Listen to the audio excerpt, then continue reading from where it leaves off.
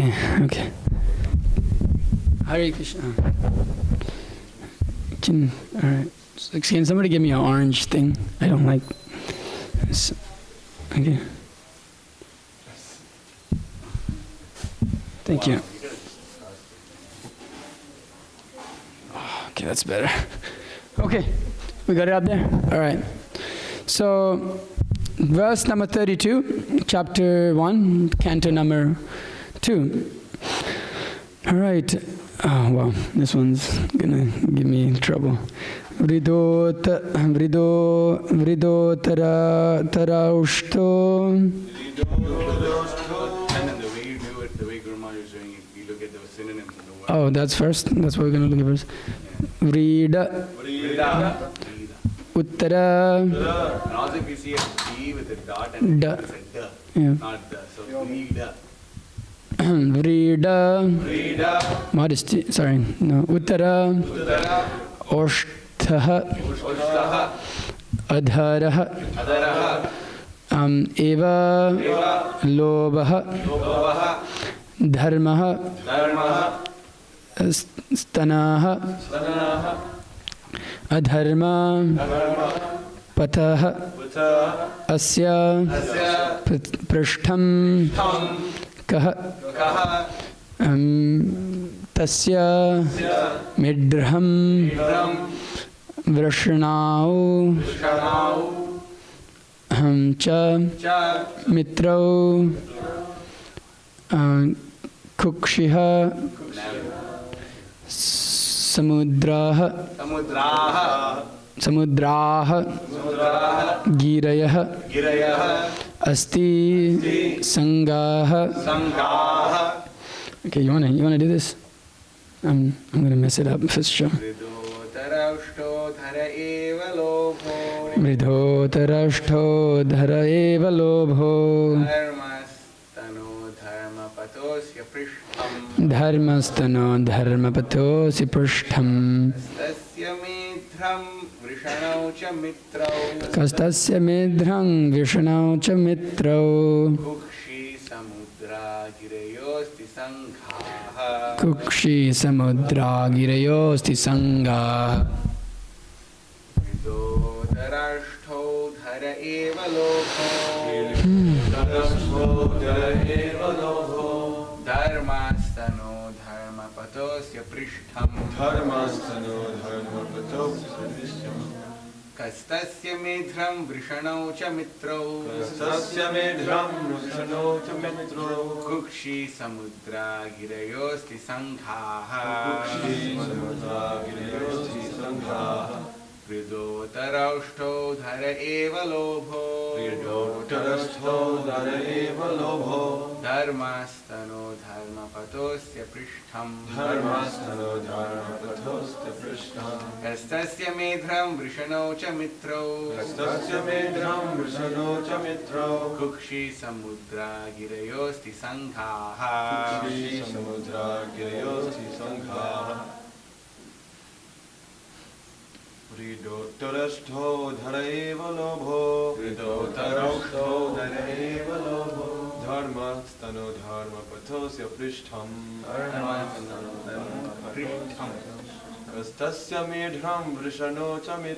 Kastasya medhram vrishano cha mitro.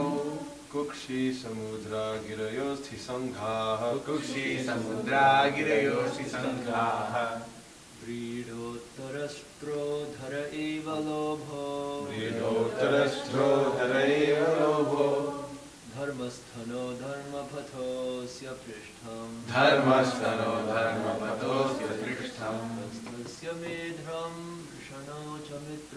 Kastasya medhram vrishanau cha mitro. Kukshi samudra girayosti sangha. Vridotaraštho dhara eva lobho.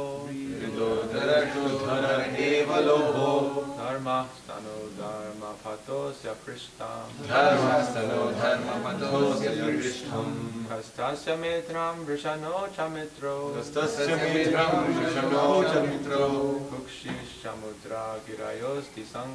Kukshi samudra girayosti sangha.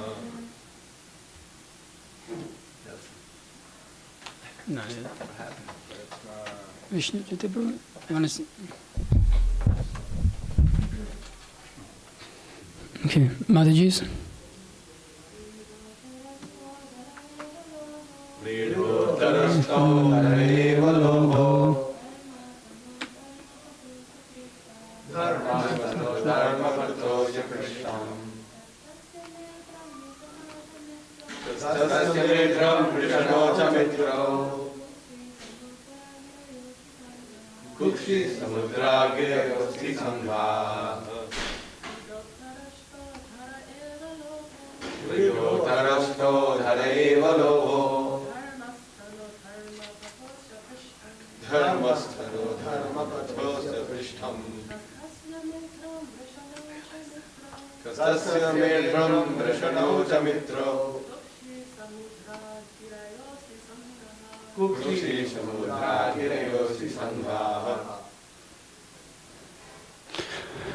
Okay.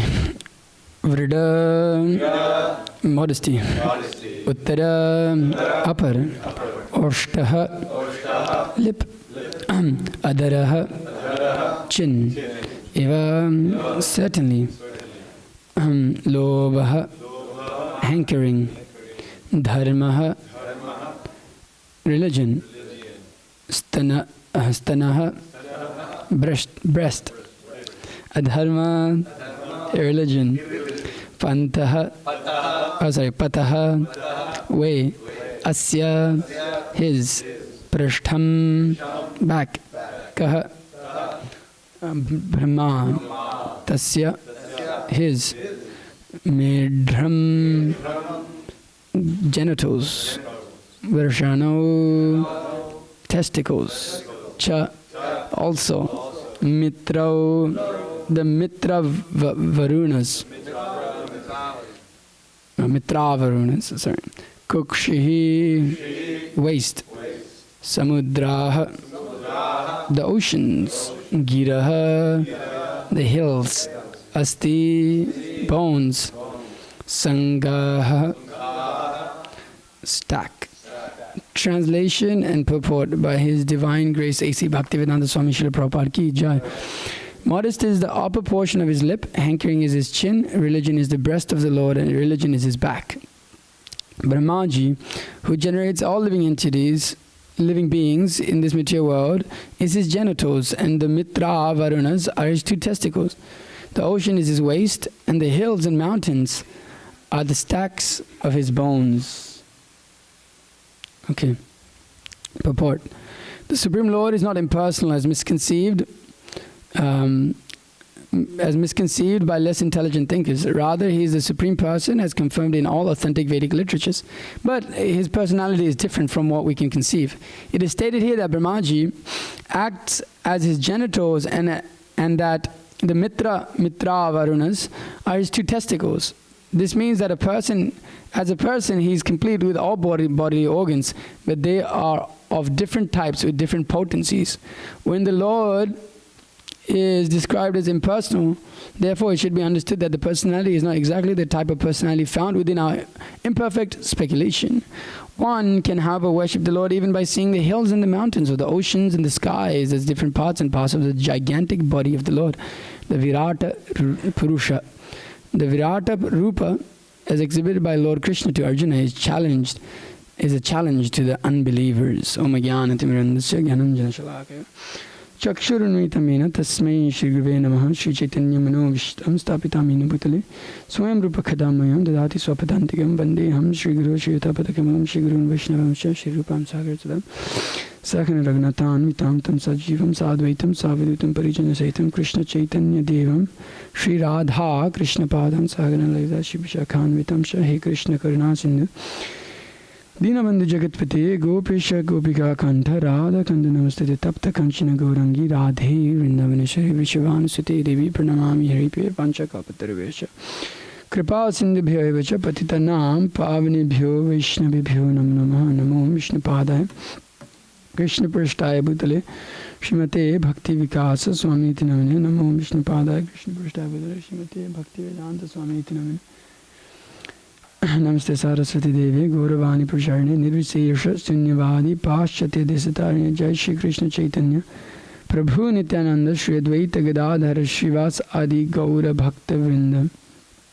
Hare Krishna Krishna Krishna Hare Hare Hare Rama Rama Rama Hare Hare. Jnananandamayam Devam Nirmalashpatikakritim Adharam Sarva Vidyanam Hayagrivam Upasmahi.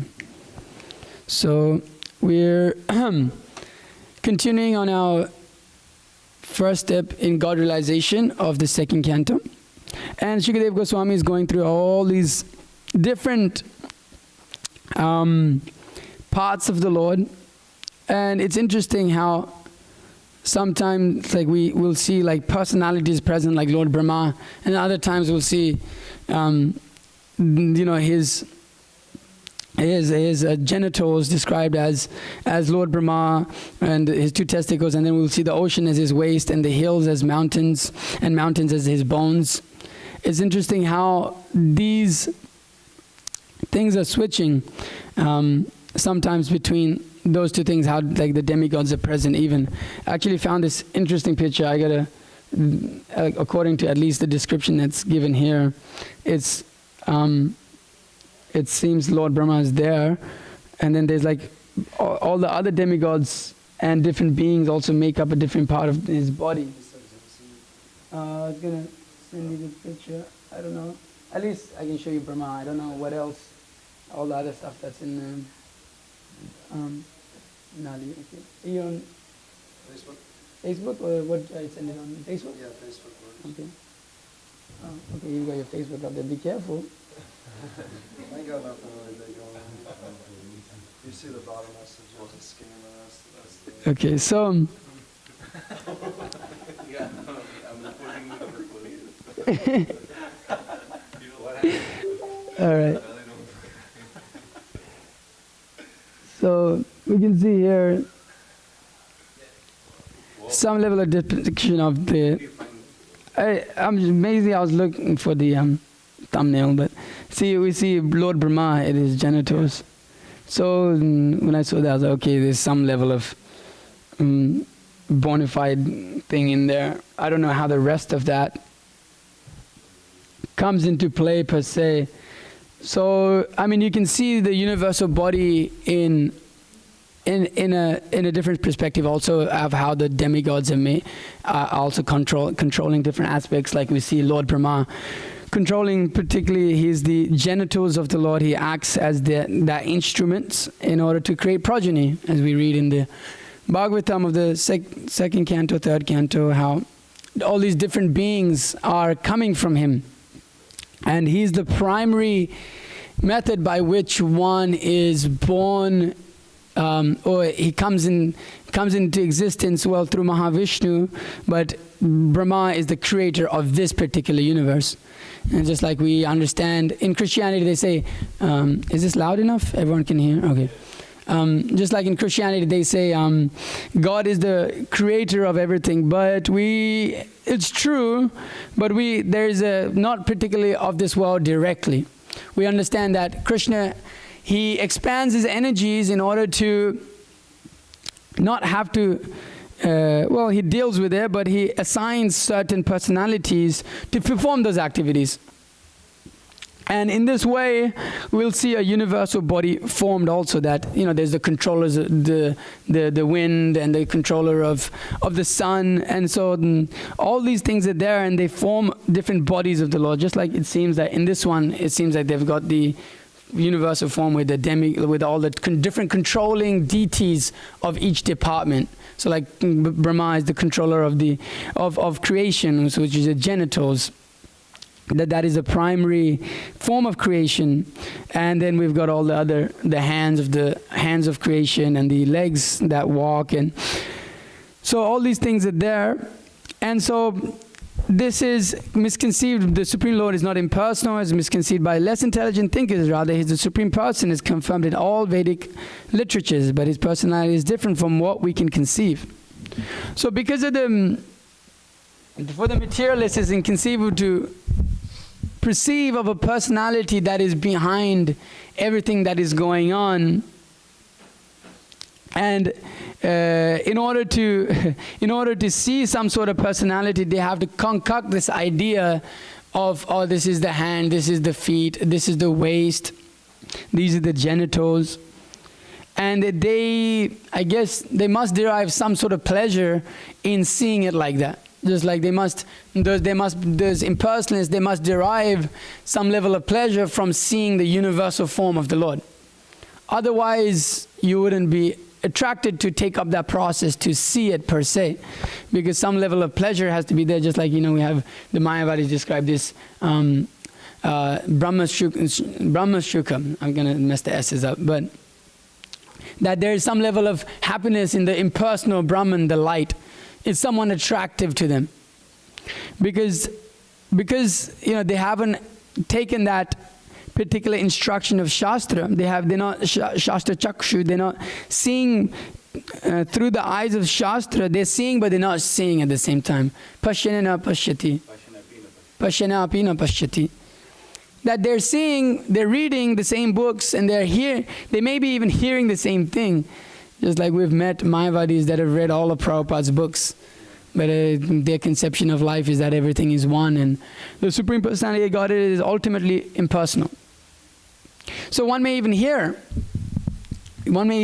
about the Lord and His beauty, but if the intelligence is not there, if that Sumedha Saha, the intelligence of the soul which is awakened by the spiritual master is not present, then it's impossible to conceive of it's impossible to put all the different verdicts of the Vedas and come up with the understanding that there's actually a supreme person if we try to do it on our own. Mayavadis, it's all mental speculation, therefore they go wrong, right? Because they're dependent on their own intelligence, that I'm very intelligent, and actually, they come up with this whole idea of how there's the impersonal, there's the Brahman, and we're all Brahman, and that eventually we'll become all Brahman. We're just in Maya, and we'll become free from Maya. And that intelligence doesn't kick in. He sees himself as the supreme, or in an impersonalist case, not a Mayavadi's case. Impersonalist case, they see Krishna inferior to the Brahman effulgence, or inferior to the universal form to a great extent. Because in their conception of life, a person is generally, is within the modes of material nature and is limited by some extent. Just like Krishna had to die also. Krishna, he was in this material body, so he had to go. So to them, you can see that this personal aspect is less, because it seems that you have less control. But the universal form, it's all towering, it's all magnificent. They're absorbed in that Aishwarya Bhav sort of thing, that if it's great and amazing and like the universe is to a great extent inconceivable. The length and breadth, the extent of the universe, how far it goes, the functions of the universe is inconceivable. So to them, this being inconceivable is supreme. Like look how amazing this universe is. This is the supreme thing. This is the supreme most thing. And then they accept the Vedas also in the fact that there's Brahma and there's the creator and all this. But ultimately there's an impersonal understanding that it's just the body, the whole body is a universe. And that's who the supreme is. So he says, the Supreme Lord is not impersonal as misconceived by less intelligent thinkers. Rather, he is a supreme person as confirmed in all authentic Vedic scriptures. But his personality is different from what we can conceive. So the problem is that you're depending on your conception to think of a person who is completely different from our idea of what is a personality. Our idea of what, at least within our experience, what is a personality is you and me. Right? And we're, like I was saying, we're so limited in so many ways, and we don't have supreme control. And even if we become attached as personalities, we have all this, even if we have a small possession, we're attached. But then you can think, if there was a supreme person, how much attached he would be. It's like, I've said this before, but like in that 9th chapter, when Krishna is going through that thing, going through the understanding, I'm here, but although I'm the creator, I'm different at the same time. And then he goes on to give the example of a air in the sky, how they're, although in the same place, different at the same time. First he says that Yoga Ishvara, this is inconceivable, how I am, although the creator and the maintainer, I am detached from all these things. So it's impossible for the impersonalists to conceive of a person who is isn't that the camera is having like a trip out? So you can just turn that little wheel that's up there. Yeah, just turn it once. Just turn it. Yeah, that's fine. So now it won't turn off. So the impersonalists, they find it impossible to conceive of a personality. And so therefore they go down to the level of understanding that they can get, which is ultimately, if you're studying the Vedas and if you're trying to like reconcile all the statements, you may come to this understanding without a proper bona fide spiritual master, that actually everything is impersonal. Because how can a person exist who can be detached from all these things at the same time, and how can he exist within this realm like this? So it's impossible for them to see Krishna's body as a transcendental personality. Avajananti mam muhda. That those who are covered by these modes of material nature, they see Krishna as another living entity, another normal material body. So Prabhupada goes on to say that this Brahmaji acts as his genitals, and this means that a person, he's complete with all bodily organs, but they are of different types with different potencies. When the Lord is described as impersonal, therefore it should be understood that his personality is not exactly the type of personality found within our imperfect speculation. So the Lord, He's beyond our understanding of what a personality is. Even his universal form that we are kind of going through, we're going through here, that he has all these different functions that take charge. But at least from the understanding of Brahma Samhita, we know that actually, because he's absolute, that in his form as the Supreme Personality Godhead, all his limbs can act independently in any way they want to. Angani yasya sakalendriya vritimanti pashyanti panti kaliyanti chirang jaganti ananda chinmaya sadujjala vigrahasya govindamadi purusham tamaham bhajami. So that although we see here that there's all these different personalities situated for different parts of the Lord, or different, we have the bones as the hills, and the mountains and are the stack of his bones, and so on and so forth. But it is original personality. His mountains are the stack of his bones. Stack of his bones, stacks of his bones.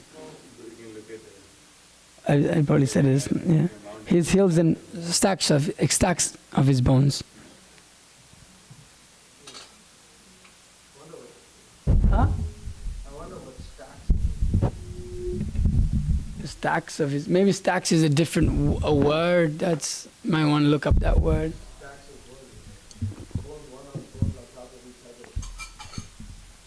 Sometimes.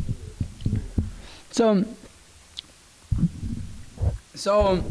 we see that in this, we'll see particular functions for each different, is he like Brahma is his genitals, and these two personalities are his testicles, and all this. But we see in the original form of the Supreme Personality of Godhead that each of the limbs of that transcendental figure possesses in himself the full-fledged functions of all organs. So each part of the Lord has the ability to perform any function of any organ, because the Supreme Personality of Godhead is absolute. But we'll see in this impersonal form that it is limited to that sense to them. They limit the Supreme Personality of Godhead to saying, okay, this is just genitals. So genitals primarily do only one function, is produce. The genitals only do that same function. So they limit the Supreme Personality of Godhead within their minds of what He can be. So Patashtakoti Shata Vatsara Sampragamyo Vayor Atapi Manaso Munipungavanam. That it's impossible to conceive, even for the so-called yogis. They're not able to approach the Supreme Personality of Godhead, even if they're traveling at the speed of the mind for millions of years. They always remain on the outskirts. So they put the Supreme Personality of Godhead within this box of, yet He has these genitals and these are the functions. But actually the Lord is described as impersonal, therefore it should be understood that His personality is not exactly the type of personality found within our imperfect speculation. One can have a worship the Lord even by seeing the hills and mountains or the ocean in the sky as different parts and parts of the gigantic body of the Virata Purusha. The Virata Rupa, as exhibited by Lord Krishna to Arjuna, is a challenge to the unbelievers. So that this impersonal idea of impersonality even can just like, he's like, Krishna doesn't have legs, well, the Supreme Personality, he doesn't have legs, but he walks very far. What's that verse in the what's the exact translation? But very near. He doesn't walk. So all this thing is there that, so just like Prabhupada is kind of saying here, the Lord is described as impersonal. Therefore, it should not be understood that His personality is exactly not the type of personality. So sometimes you even might see it as described as impersonal, but it's not the personality per se that we're describing in this world. That this person is of a different world, of something that is inconceivable, that it is not available in our speculation of our mind. So a type of personality found within our imperfect speculation. So they have to come up with this form because of this universe, and they meditate upon that in order to have some level of something to meditate upon. And so there is imperfect understanding because it is coming from purely their own intelligence, which is covered by the modes of material nature. That this Daiviyesha Gunamaya Mamamaya Duratya, these people are completely covered over. Just like, we have one personality that, those, for those who are gone beyond this understanding of this impersonal understanding or this Mayavadi understanding, to them, we're like ridiculous. Like, why are you people like this? Everything is the same. Everything is one. What's the problem? Why are you people like this? Why you worship Brahma, Shiva, worship Indra, worship the sun god, worship the Jupiter god, whatever god. But because there isn't a proper guidance of a spiritual master, or there may be a guidance of a spiritual master, but because there isn't a complete understanding of the personal aspect of the Lord, everything is useless.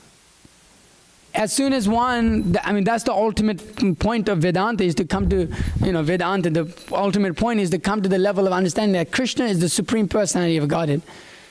Krishna is the Supreme Personality of Godhead. He is a person. These lights are on.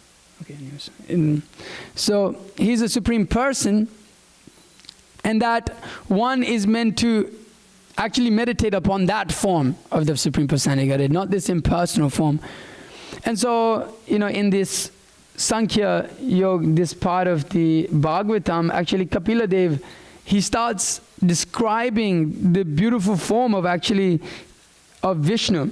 And so in the 3rd canto, 28th chapter, instructions on devotion service, I'll quickly find it. I think it's like the yogis who practice. So actually, he's going through the process of Sankhya. And so we see the descriptions of the Lord here also. But then we can also see the descriptions of the Lord through like personalities like Kapila Dev who are describing this beautiful form of the Lord that, let me see here where it starts.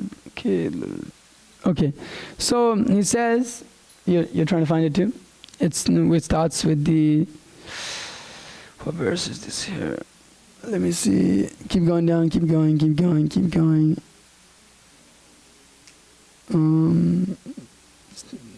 That one there, I think. That's Sylvan Flowers. Let's see. Go back 2 more.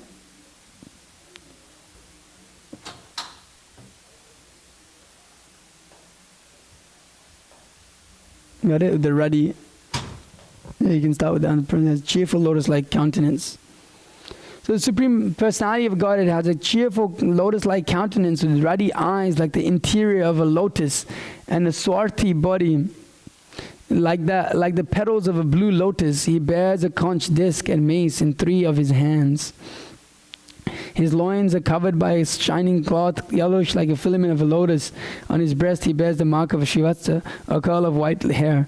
The brilliant Kaushtuva gem is suspended from his neck.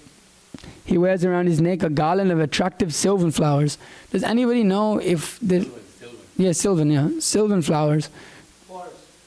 Yeah. Flowers. Sylvan means Sylvan means forest, wild. Oh, sylvan, it's just wildflowers. Forest flower. yeah, it is. Yeah, so this was a forest. Sylvan Okay. I was, road is a forest. so does that mean we can offer the wildflowers to create? That's what Krishna and Balaram were. Yeah. I was And then hibiscus. hibiscus. No, hibiscus. So yeah, so I was wondering if sylvan was a particular flower and if they grew here. That would have been really pretty nice, huh?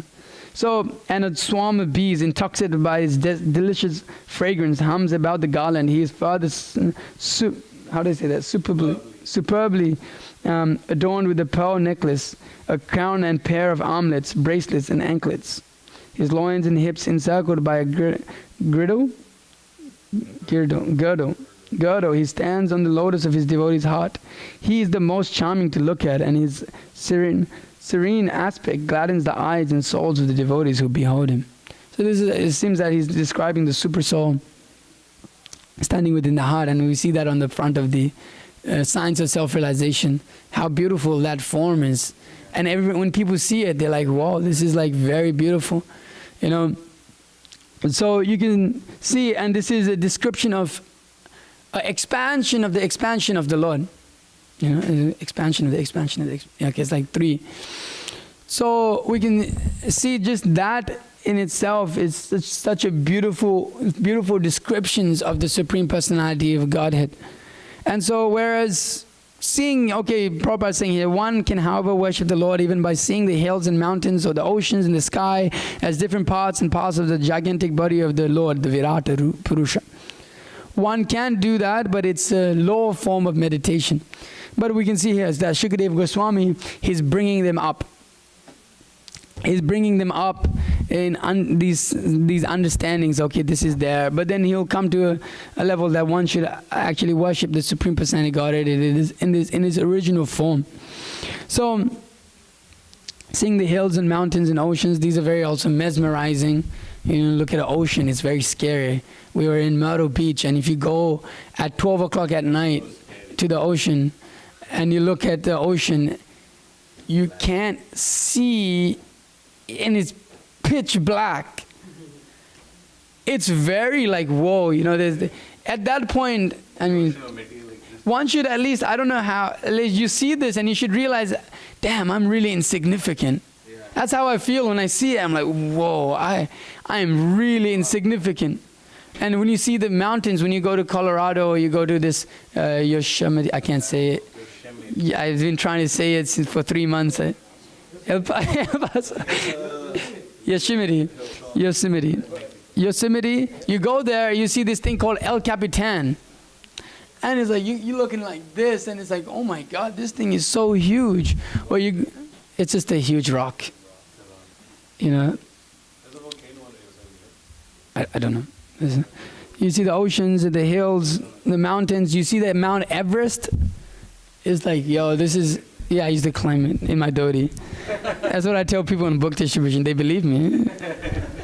I'm from Nepal, man. I used to climb the Everest on this. I was born at the base.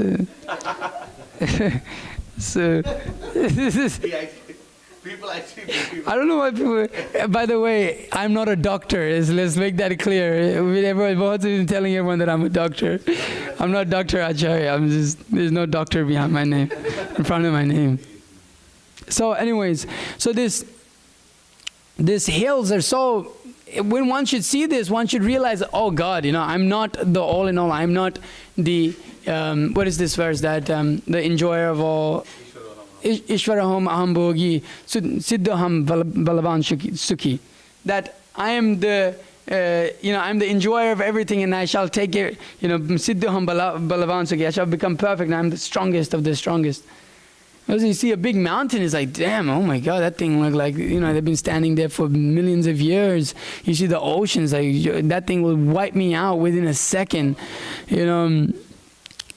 So when one sees this, there's a level of like, whoa, realizations like, oh, there's something much greater at hand here.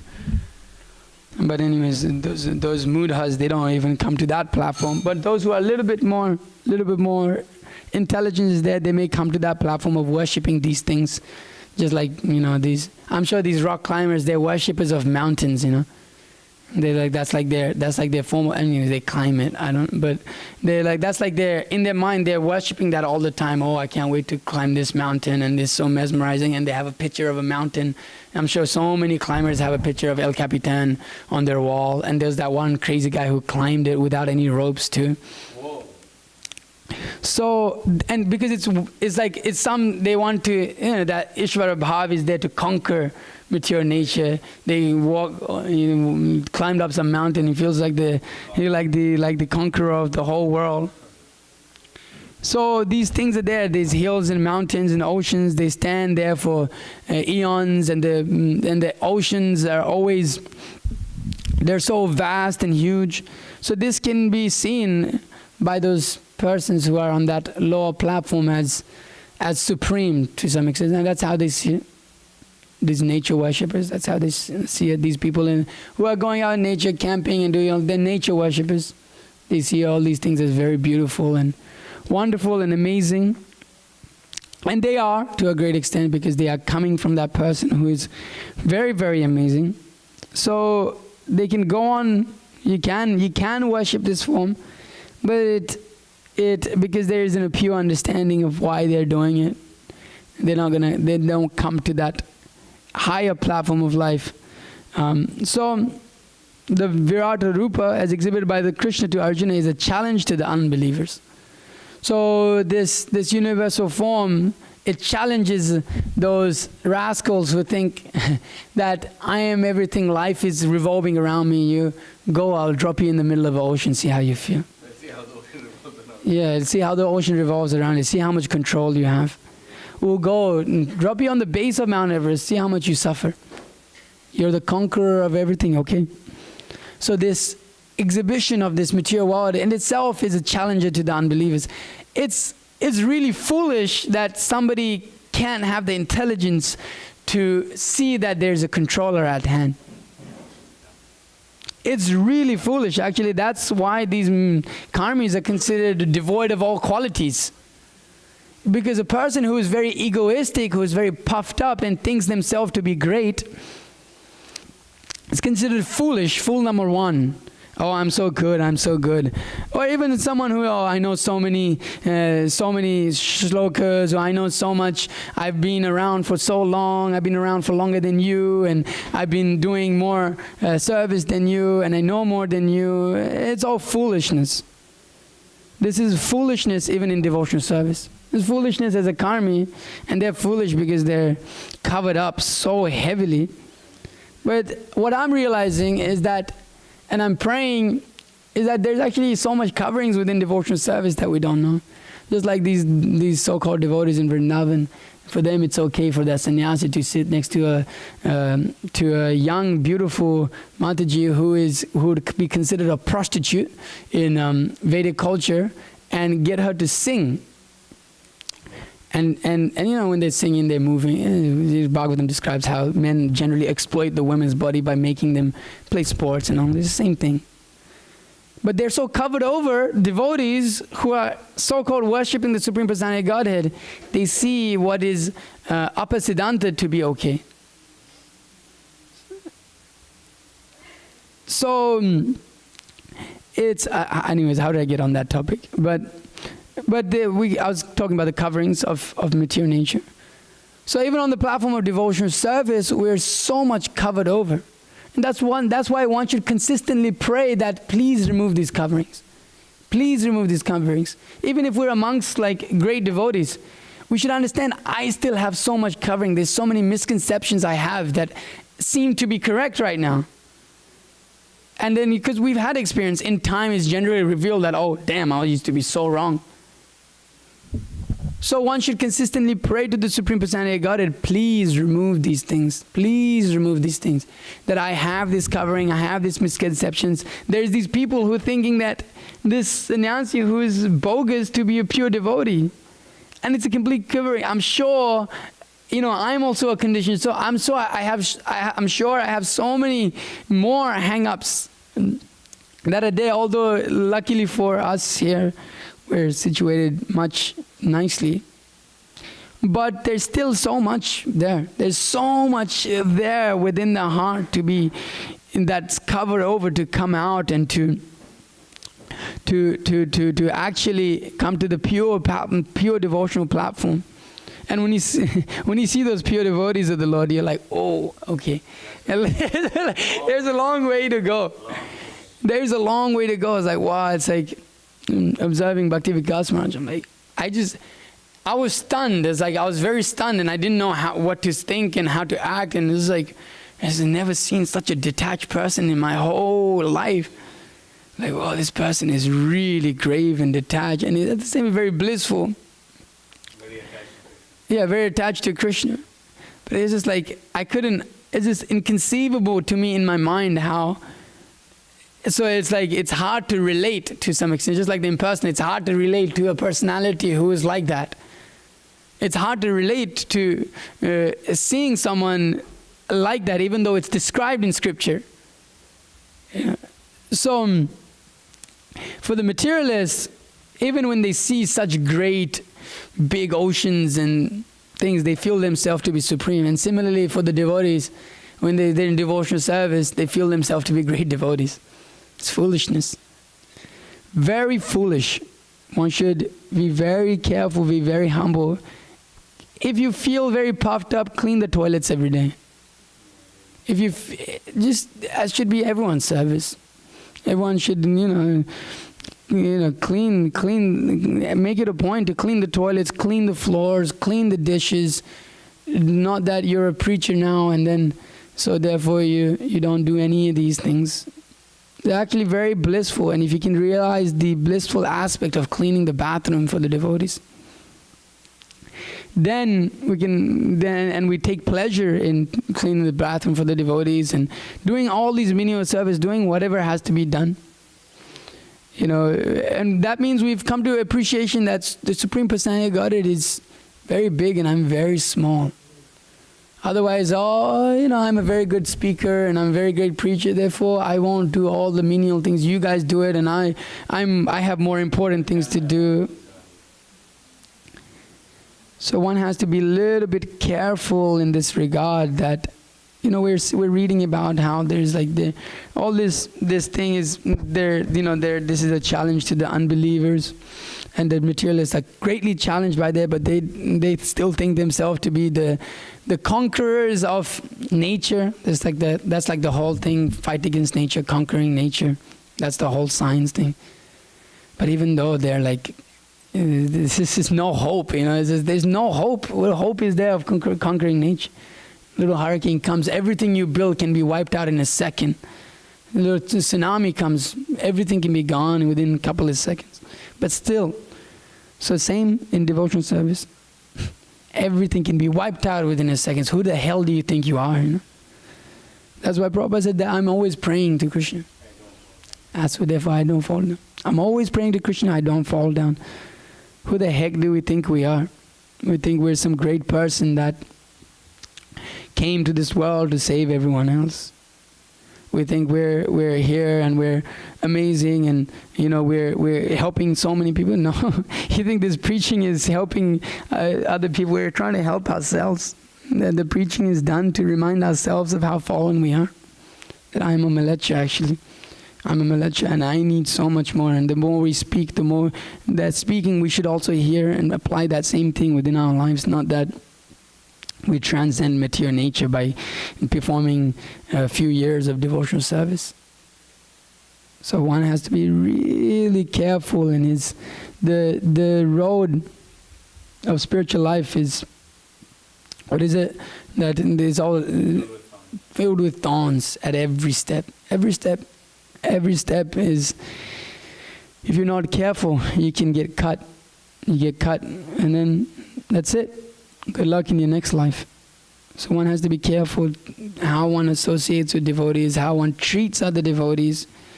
There is a level of family relationships that are present within the devotional community. One should have It's very difficult to see that when devotees are not getting along, and definitely it shouldn't be. It's something that's not to be tolerated, and it's because it's painful to the spiritual master to see such things. To see, as you can imagine, how Srila Prabhupada would be pained by his disciples not following his instructions and not working together and not having a cooperative mood and all these things. So one has to be a little bit humble that he's serving the spiritual master, that he's trying to work with the other devotees, and in this way try to come to this pure level of understanding of the Supreme Personality of Godhead, which the impersonalists they don't have much opportunity for. The Mayavadis are completely pure. The materialists that's so stuck. So we've been given an opportunity, but let's not blow it by having this challenging attitude. That's why Krishna challenges them also, because you're challenging. They're challenging the Supreme Personality of Godhead. So here it is. Come on, how will you challenge? There is no challenge actually. It's all in just like the little dog. This tiny little thing starts barking at the huge dog that's walking around. That thing will kill that thing with one bite. But that little tiny dog feels so strong. But what challenge is there for the dog? Nothing. So let's come to this platform of seeing Krishna, the Supreme Personality Godhead. And that's why Lakshmi Narayan is emphasized in the beginning. You see, so we can see, he's very great. And the level of seeing Krishna and the Vatsalya and Sakya and Madhurya shouldn't be done in the beginning. It should be purely seen as Lakshmi Narayan. If we see that, then there's a whole that you'll see devotees who think like that, they very puffed up in the beginning. We can appreciate Krishna's pastimes. We should definitely appreciate and have a loving mood of appreciating those, but we should see the Supreme Personality of God as Lakshmi Narayan. Why is Lakshmi Narayan? It means there's great awe and reverence, like there's God and there's me. And then eventually in time, let that come on its own, like Guru Maharaj says. Let it come on its own that Srila Prabhupada will grant that mercy upon us. Bhaktivedanta Swami, our own Guru Maharaj, will grant that mercy upon us to see the Supreme Personality of Godhead in that light, and we won't need to reveal that to anyone per se. So we can appreciate the form of the Lord in his beautiful four-handed form also. And obviously, of course, we're worshipping his Tribhanga form every day. So we don't, although one can worship hills and mountains, it's the supreme perfection of life is that his samadhi, as Kapila Dev says, his mind is purely without disruption concentrated upon the form of the Lord that he was also describing. So I'll end my class there. Sorry, there wasn't so much preparation in this class, and it's fairly straightforward. So So these next couple are going to be like that a little bit. Most of the rivers are the veins and gigantic bodies. And so I'll end my class there. Is there any questions or comments? Please feel free to ask. Yes, Vishnu Chandan Prabhu. You see, there's one of these promotional emails from one of these motivational speakers. The guy begins his email, like, don't read this. It's supposed to be. Yeah, General Luther. What I'm going to say is going to piss you off because I'm going to tell you the truth. And let me ask you a question. Are you happy with your life?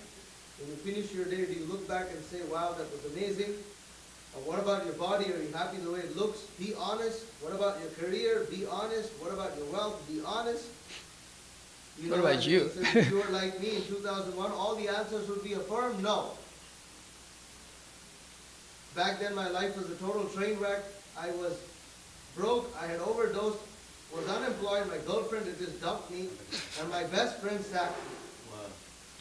I was broken. It took me 20 years to build myself back up to the man that I am today. But now I'm unstoppable. I am unlimited. I am all powerful. Wow, Ishwaram Balavan I'm just reading it. Unlimited. I am unlimited. I'm all powerful. I'm unstoppable. And I want to help you do the same. I'm taking a small group of people through my personal mentorship program called the Life Accelerator. Wow. Life accelerate to death. Using my 24 daily non-negotiable habits that have made me the man I am. This is such nonsense.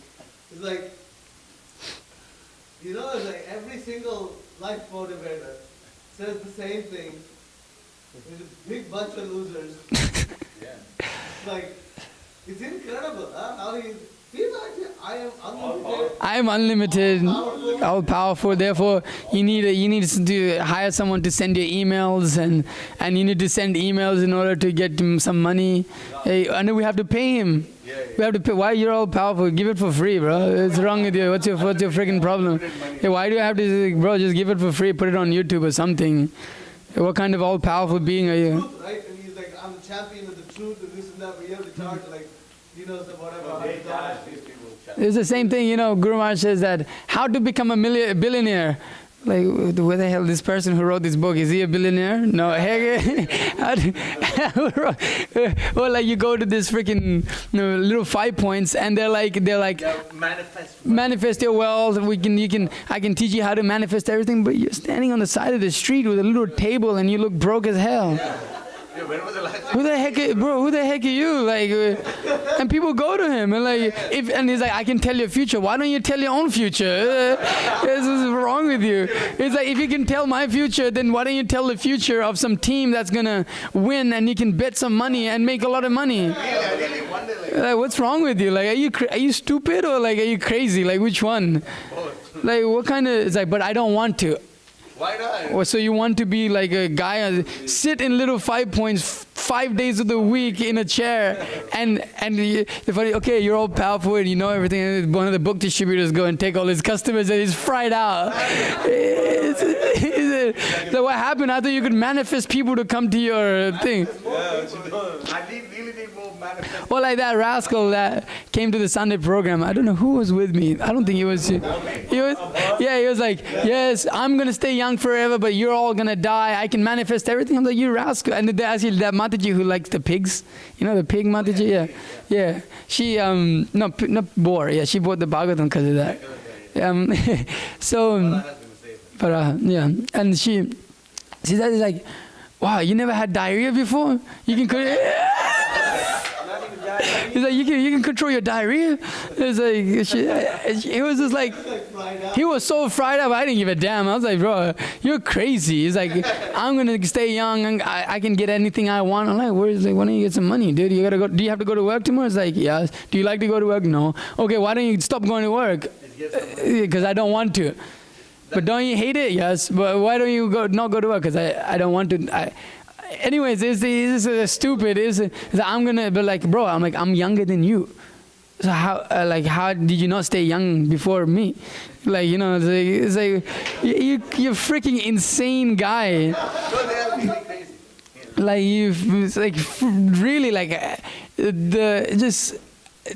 Anyways, in Krishna consciousness movement, you'll meet anything and everything, any sort of living entity that's freaking insane and crazy, and It's really true. it's like As a what? Hindu, I never met other Hindu. Yeah. people. And You you say a God, Hindu, wow. you stick within your own bubble, your own box of illusion, and you don't really meet all these characters. Yeah, I never met someone, at least like, even if you're outright I don't know if in Nepal growing, I never really met someone that said I am all powerful, I'm all thing. This is like, I meet that, but we meet that a lot in the West. It's like, I'm all powerful, I can do anything and everything, I can manifest. So like this Mataji asked Guru Maharaj in that video in Dubai. He manifests like, what are you talking? It's like, so why don't you manifest a spaceship? Like a new age Hindu. Why manifest like a car? Like, what's wrong with you? Are you crazy? Like, if you can manifest a spaceship. Yeah. And then now you can fly all over the universe, no problem. Well, manifest $1 billion. What's wrong with you? It's like every day on your fridge you write, I will become a millionaire, I will become happy, you are very beautiful, you're very charismatic. Like, something's wrong with you. Like you tell yourself that you're very beautiful. Like, how do you? It's like I couldn't. The amount of illusion people are in. Guru said there should be a study, like to see how Mayavad affects your brain. Oh yeah, people go insane. It must be affecting the brain. Yeah. You have one more thing, Guru? Well, I mean, in that regard, even yesterday, the day before, reading how this, because here Prabhupada is talking about universalists, the last verse of the Lakshmi Nrsimha Karavalambar Stotra, right? Oh. The verse actually says, I was discussing also this with Mahotsav Prabhu, that basically Adi Shankara Acharya, he's describing everything personal, like Yeah. personal, and in the end he uses this word Akhanda Rupa. And he actually, before that word Akhanda Rupam, he says Pada Saroja. Saroja means lotus. Yeah, your lotus feet. Pada means No, he is Kena Pada Saroja, right? Is it- Tat Pada Saroja. That is that Versus that yeah. Or he, Pada Saroja, lotus feet, of he who has been 17 shlokas you just chanted of Lakshmi Nrsimha. Yes. You glorify Lakshmi Nrsimha, oh, that your hand is holding this, one hand is this, Right. that also all personal. And then he's using this word Akhanda Rupa, they concluded it as you will get Brahma Sayujya. They approach the lotus feet of Brahma. Of Brahma. Actually, you know what?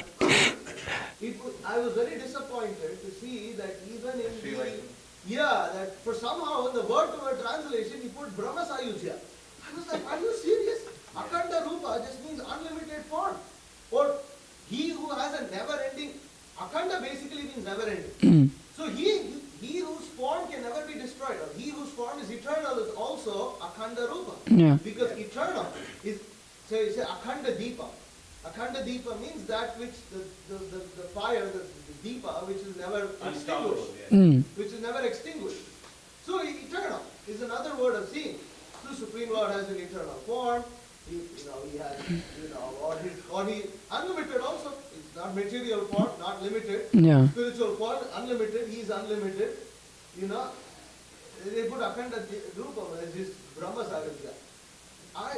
That influence of Mayavad is so strong in this world that it really requires the mercy of the bona fide acharyas who are very diligent, like Srila Prabhupada, Nirvishesha Shunyavadi, there in his pranam mantra that he could not tolerate. Yeah. Even a little bit of Mayavad or impersonal. Yeah. Even a little bit. Yeah, it's really disgusting. And that's why kick him. Interestingly, somebody got upset that I said that. Yeah, that's fine. They let them get upset. We got tempted to say all these things. Yeah. We have this temple here. The thing is, Temple to say these things.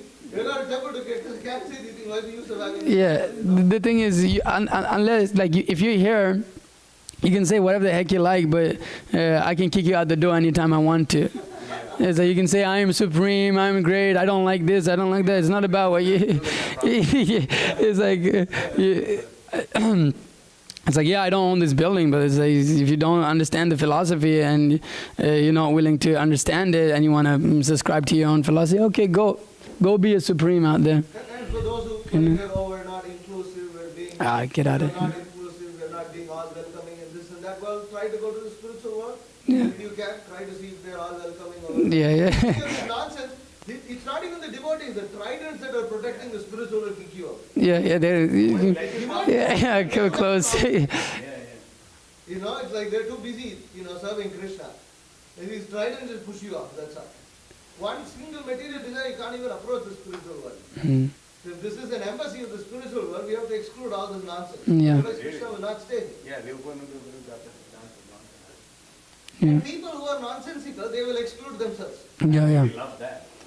That's also a beauty that we've seen. Yeah. Right.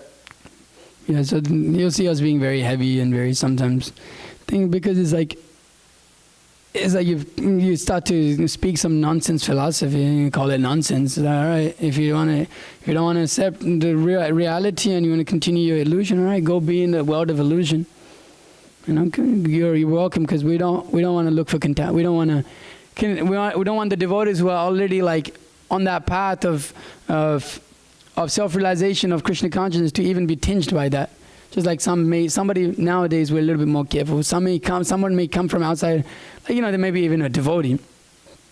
But there's like that tinges of sahaja, is there, and misconceptions of the philosophy, and so we don't even let them stay anymore unless we know exactly who they are. Because it's like, okay, you can be chanting 16 rounds and you may wake up early in the morning, but if we don't know who you are and what you like, exactly what you're subscribed to philosophy, you can't stay here. You can come in the day and we can learn about you, but there's no way you can just come and be here. It's like that strictness is required, even though, like Guru Maharaj says, you build you can have what is that, this great emperor that defeat with 40,000. Is it Alexander the Great? Yeah. That defeat like hundreds of thousands of people with 40,000 warriors? Yeah. That's ridiculous. Yeah, that's his. Can you imagine? It's like every one person you're fighting 10 people, Yeah, at least. and they destroyed. They just had a superior war technique. Yeah. And Chandragupta Maurya went and learned from him. Oh. Oh, I don't know what that is, but Chandragupta. Yeah. He's mentioned in the Bhagavatam as the last prophet. He's a disciple of Chanakya. Oh, really? Wow, that's amazing. So it's like we have a small group. The thing is like it's better if you go back home, back to Godhead, than you end up with a whole society who ends up back into the material world in some other body of a karmi in the heavenly planets.